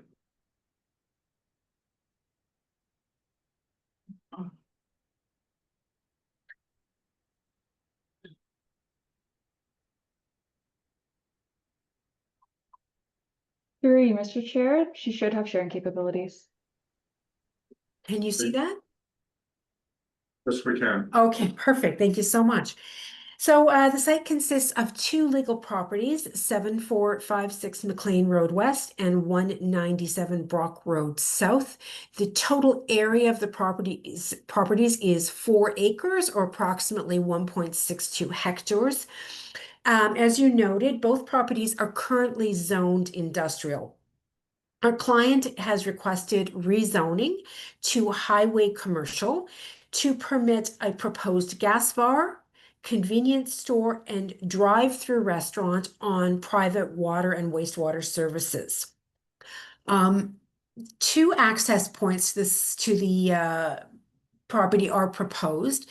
The first is a right in, right out from Brock Road up here. And the second is a full moves access from McLean Road down here. They're proposing 6 gas pumps or diesel pumps for trucks. And over here we have 4 pumps for passenger motor vehicles. In terms of parking, there are a total of 8 spaces here and here for trucks, 37 spaces, including 3 accessible spaces for passenger motor vehicles, and 4 electric vehicle parking spaces right here. So that's a total of 49 parking spaces. We do require some site-specific zoning. We're unable to meet 2 of the highway commercial regulations. The first is landscaped open space. We're proposing to provide a minimum of 20%. The zoning bylaw for highway commercial does require 25% landscaped open space. Further, we're asking for parking to be provided at a rate of 1 space per 20 square meters for the restaurant. The zoning bylaw does require 1 space per 10 square meters for restaurant use. We have provided a traffic study and a parking study to justify those parking numbers. The subject property is designated rural employment, which permits dry industrial and commercial uses. And as I mentioned, it's zone industrial, which permits a wide range of industrial uses and some complementary commercial uses. The only use that we're proposing that does not fit in with the industrial is the gas bar. So that's why we're asking for the site to be rezoned to highway commercial. We feel that the proposed development is desirable and compatible with the rural employment land use designation. We have submitted our application in August and were advised that we had a complete application a few weeks ago. We are now currently addressing the technical comments.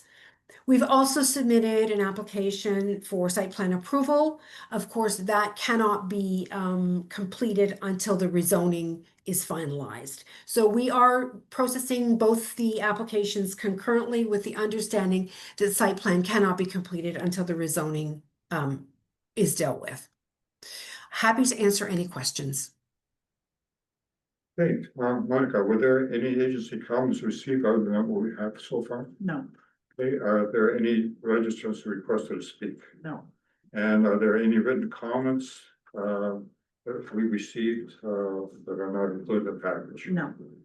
Okay, and then for the attendees watching this hearing, and if you'd like to give comments or ask questions, the application will be considered at a public meeting on November the 20th.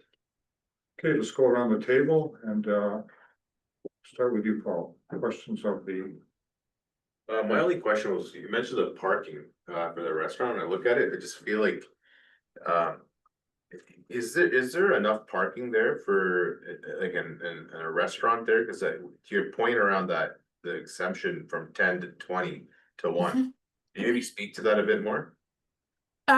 Well, yes, because there's also parking provided for the convenience store.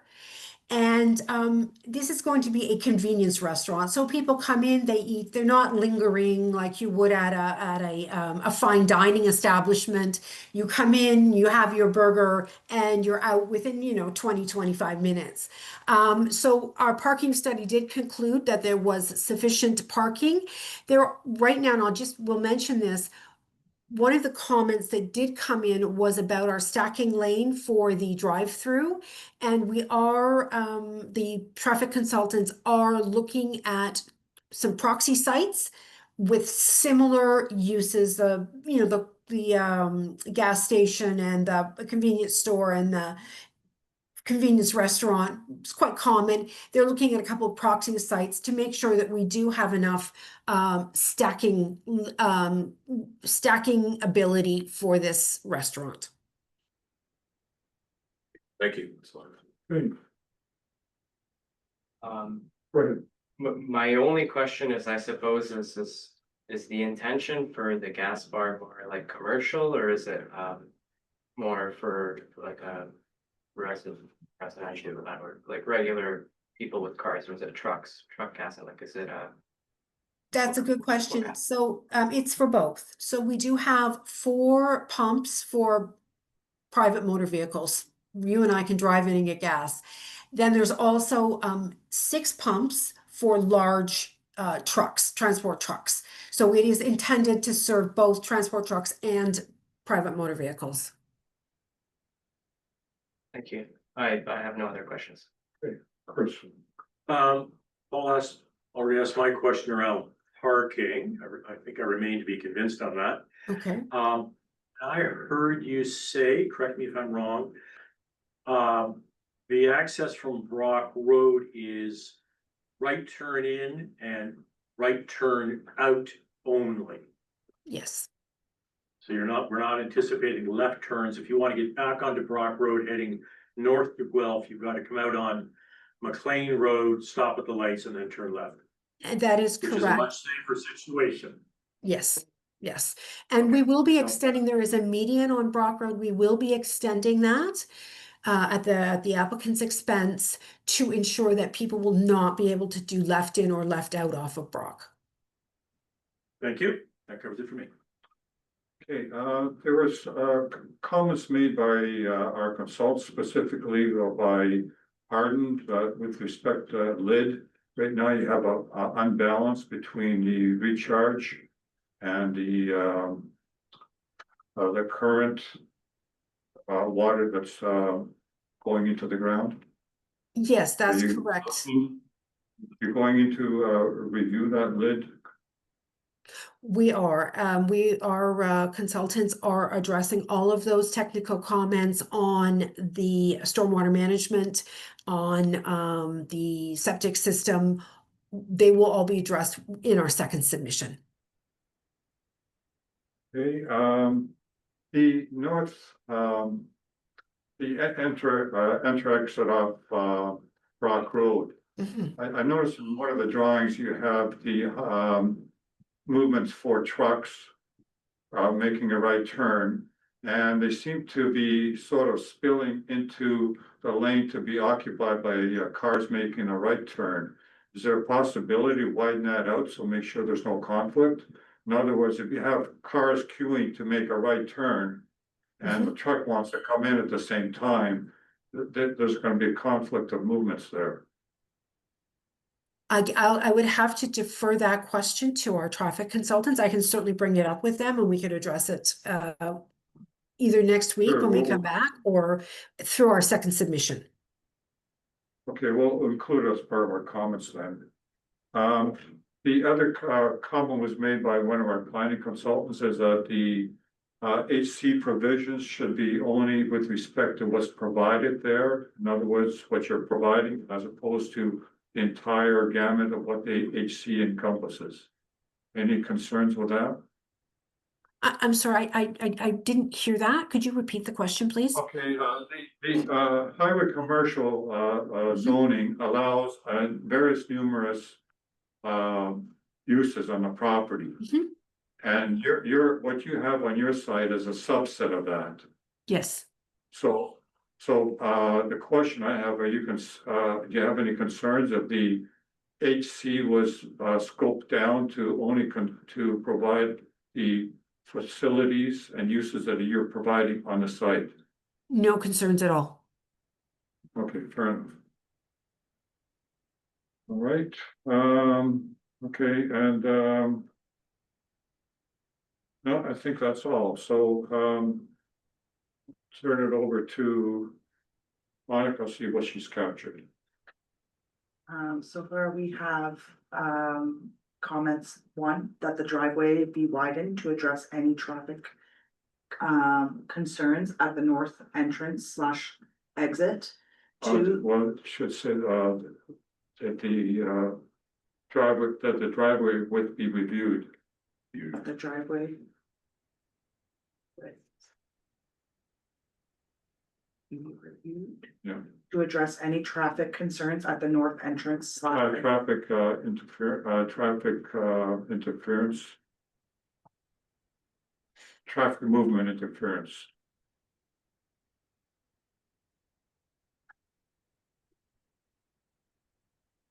Okay, at the north entrance / exit. Two, that any road upgrades, including widenings of McLean Road, be addressed through the zoning bylaw amendment application.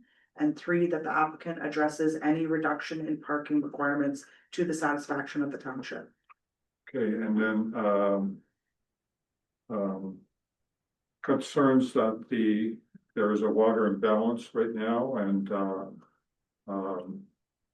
that council should give consideration to ensuring that the water imbalance is lessened by using lid.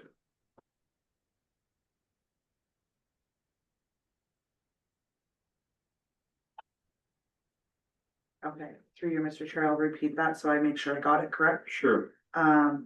Concerns regarding water imbalance and council should give consideration to, or give concern, pardon me, to the water balance that should be lessened with the use of a lid. Okay, so, council should consider, not concerned. Okay. Council should consider, the water balance may need to be lessened with the use of a lid. Correct. Okay, are there any other comments? Yeah, go ahead. Yeah, I think, maybe we should put for consideration, the current HC zoning boundaries. To consider the current zoning boundaries and their intentions, because I can see that on the east side of Brock Road, it does extend all the way to McLean, but not past it, but on the west side, it ends quite south of McLean as well, so. This is north of McLean. I would presume the boundary limits are set for a reason based on maybe proximity from the highway exit and entrance.